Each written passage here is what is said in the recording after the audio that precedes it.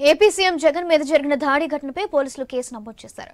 మాజీ మంత్రి వెల్లంపల్లి శ్రీనివాస్ ఇచ్చిన ఫిర్యాదుతో కేసు నమోదు చేశారు సింగర్ నగర్ పోలీసులు. అలాగే దాడి చేసిన నిందితులను పట్టుకునేందుకు 20 మంది పోలీసులతో 6 ప్రత్యేక బృందాలను ఏర్పాటు చేశారు.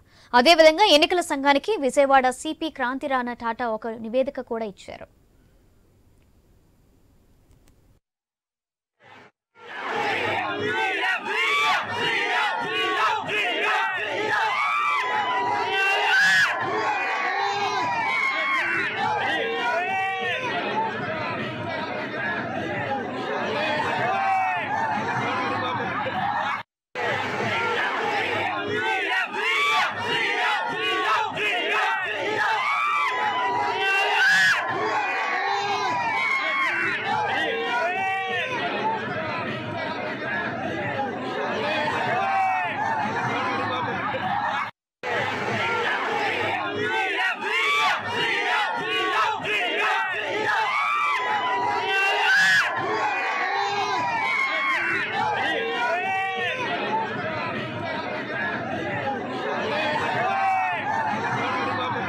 గురూజీ రామ్ నారాయణ్ జీ ప్రపంచ ప్రఖ్యాత జ్యోతిష్యులు ఇప్పుడు మన హైదరాబాద్ లో ఎటువంటి సమస్యలకైనా తక్షణ పరిష్కారం చేయబడును. సంప్రదించండి 96651137 9000004357.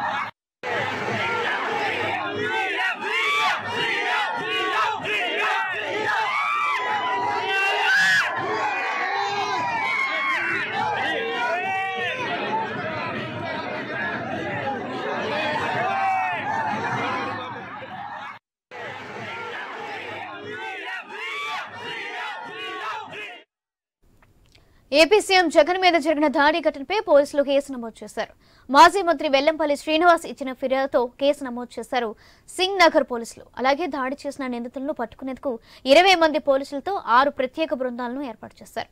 అదేవిధంగా ఎన్నికల సంఘానికి విజయవాడ సిపి క్రాంతిరాణ టాటా ఒక నివేదికను కూడా ఇచ్చారు.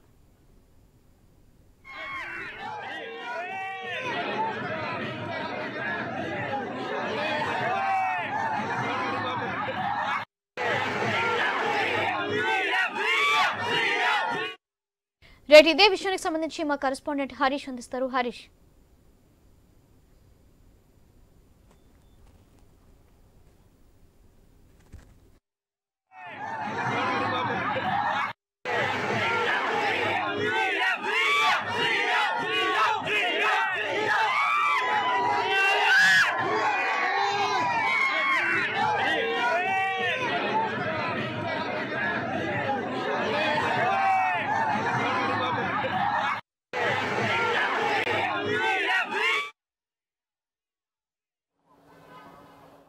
సౌజన్య, ప్రస్తుతం ఏపీ సీఎం జగన్మోహన్ రెడ్డి మీద జరిగినటువంటి రాయి దాడి ఘటన తీవ్ర స్థాయిలో రాజకీయంగా కూడా ప్రకంపనలో కేంద్రమైంది.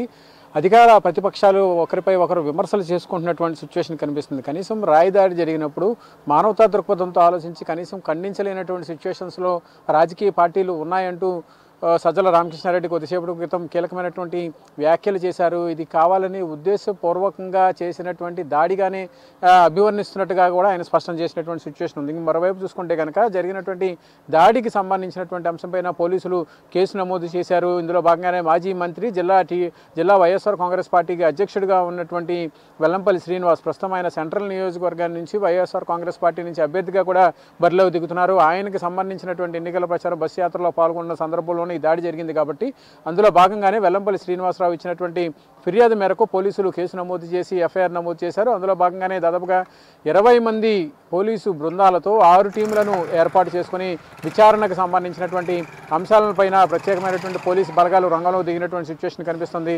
ఈ వ్యవహారం పైన పోలీసుకు సంబంధించినటువంటి భద్రతకు సంబంధించినటువంటి అంశంపైన పూర్తిగా విమర్శలు వచ్చినటువంటి సిచ్యువేషన్ కనిపిస్తుంది. ఇంకోవైపు చూసుకుంటే కనుక బస్సు యాత్ర షెడ్యూల్ ప్రకారం చూసుకుంటే కనుక పూర్తిగా నిన్న జరిగినటువంటి సమయానికి బహిరంగ సభ నిర్వహించాల్సినటువంటి సిచ్యువేషన్ ఉంది. అయితే విజయవాడ పర్యటన వచ్చిన తర్వాత బహిరంగ సభ లేకుండా, అంటే ఎన్టీఆర్ జిల్లాకు సంబంధించి పార్లమెంట్కి సంబంధించి ఒక సభ ఉండాలి, ఆ సభ లేకుండా కేవలం బస్సు యాత్రకే పరిమితం చేశారు.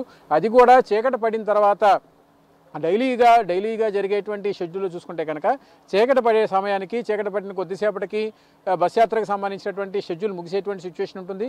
కానీ నిన్న జరిగినటువంటి బస్ యాత్రకు సంబంధించినటువంటి రూట్ మ్యాప్లో కనీసం ఎన్టీఆర్ జిల్లాకు సంబంధించినటువంటి పార్లమెంటుకి సంబంధించినటువంటి బహిరంగ సభ లేకపోవడం, రోడ్ షోకి మాత్రమే పరిమితం కావడం, అదే సమయంలో రూట్ మ్యాప్లో ఉన్నటువంటి సిచ్యువేషన్లో భాగంగా ఆలస్యం జరిగినటువంటి సిచ్యువేషన్ కనిపిస్తుంది.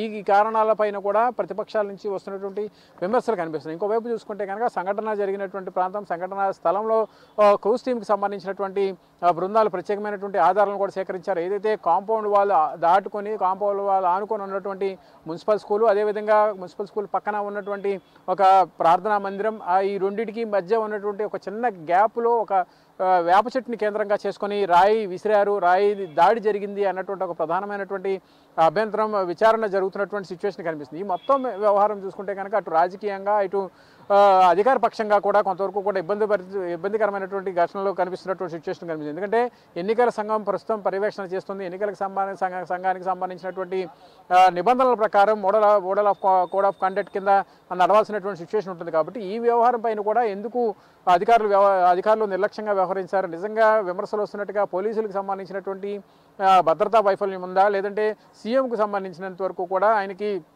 ప్రత్యేకమైనటువంటి పోలీసు భద్రత ఉంటుంది, ఆయనకంటూ ప్రత్యేక టీం ఉంటుంది, జెడ్ కేటగిరీకి సంబంధించినటువంటి టీం ఉంది, అదేవిధంగా ప్రత్యేకమైనటువంటి దళాలు కూడా ఆయన భద్రతకు సంబంధించినటువంటి అంశం పైన ప్రత్యేకమైనటువంటి దృష్టి సారిస్తుంది. కానీ ఇప్పుడు జరిగినటువంటి సిచ్యువేషన్ చూస్తే కనుక అది ప్రచారం జరుగుతున్న బస్ యాత్ర సాగుతున్నటువంటి రూటు 100 అడుగుల రహదారి. ఆ రహదారికి ఇరువైపులా కూడా పూర్తిగా జనం ప్యాక్ అయిపోయినటువంటి సిచ్యువేషన్లో బస్సు ముందుకు సాగడానికి కూడా కొంతవరకు టైం పట్టింది. ఎందుకంటే నిన్న కృష్ణా జిల్లాకి ఎన్టీఆర్ జిల్లాకి ఎంటర్ అయిన తర్వాత పూర్తిగా కూడా భారీ ఎత్తున వారధి మీద కావచ్చు, తాడేపల్లి నుంచి కావచ్చు, విజయవాడ తూర్పు నియోజకవర్గం నుంచి కావచ్చు భారీ స్థాయిలో కార్యకర్తలు సమీకరణ జరిగింది. అభిమానులు కావచ్చు పూర్తిగా జగన్ని చూసి మద్దతు ఇవ్వాలన్నటువంటి ఒక ప్రధానమైనటువంటి ఉద్దేశంతో జగన్ కోసం వచ్చినటువంటి దాఖలాలు ఉంది. దీంతో బస్సు ముందుకు కదలలేనటువంటి సిచ్యువేషన్ ఏర్పడింది. పూర్తిగా రద్దీ వాతావరణం ఏర్పడిపోయినటువంటి సిచ్యువేషన్లో విజయవాడలో ఉన్నటువంటి 3 నియోజకవర్గాలకు సంబంధించిన నగరంలో ఉన్నటువంటి 3 నియోజకవర్గాల్లో తూర్పు నియోజకవర్గంలోకి ఎంటర్ అయిన తర్వాత సెంట్రల్ నియోజకవర్గంలోకి బస్ యాత్ర ప్రవేశించింది.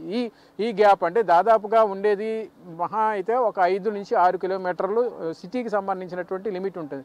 ఆ లిమిట్లోకి కూడా 3 నుంచి 4 గంటల సమయం పట్టినటువంటి సిచ్యువేషన్ కనిపిస్తుంది. అంటే అంత జనం ప్యాక్ అయిపోయిన జనం వచ్చినటువంటి సందర్భంలో బస్సు యాత్ర కావడంతో ముందుకు వెళ్ళలేనటువంటి సిచ్యువేషన్ ఉంది. ఇంకోవైపు సభ కూడా వాయిదా వేసుకోవడానికి ప్రధానమైనటువంటి కారణం కూడా ఏదైతే వైఎస్ఆర్ కాంగ్రెస్ పార్టీ చెప్తుందో జనాలకు సంబంధించినంత వరకు కూడా జనాల్ని పూర్తిగా రీచ్ కావాలి, ఓటర్ని పూర్తిగా రీచ్ కావాలి. విజయవాడలో ఉన్నటువంటి 3 సెగ్మెంట్స్లో ఇప్పటికే 2 సెగ్మెంట్స్లో వైఎస్ఆర్ కాంగ్రెస్ పార్టీ అధికారంలో ఉంది, ఎమ్మెల్యేలుగా గెలుపొందారు. ఇంకా తూర్పుకు సంబంధించి అక్కడ టీడీపీకి సంబంధించినటువంటి అభ్యర్థి గద్దె రామ్మోహన్ గత ఎన్నికల్లో విజయం సాధించారు. ఇప్పుడు ఆ నియోజకవర్గాన్ని కూడా క్యాప్చర్ చేయాలన్నటువంటి ఒక ప్రధానమైనటువంటి రాజకీయ ఉద్దేశంతో ముందుకు వెళ్తుంది. అందులో భాగంగానే కనకదుర్గ వారధి దాటిన తర్వాత ఏదైతే లొకేషన్ తూర్పు నియోజకవర్గానికి సంబంధించినటువంటి ప్రచారం ఏదైతే జరుగుతుందో ఆ ప్రచారంలోకి ఎంటర్ అయిన తర్వాత అక్కడి నుంచి సెంట్రల్ నియోజకవర్గంలోకి వెళ్ళిన తర్వాత సింగినగర్ ఫ్లైఓవర్ దిగిన తర్వాత డాబాకోట్ల రూట్లో వెళ్తున్న సందర్భంలో ఈ అనూహ్యమైనటువంటి దారి ఘటన వెలుగులోకి చూస్తున్నటువంటి సిచ్యువేషన్ ఉన్నటువంటి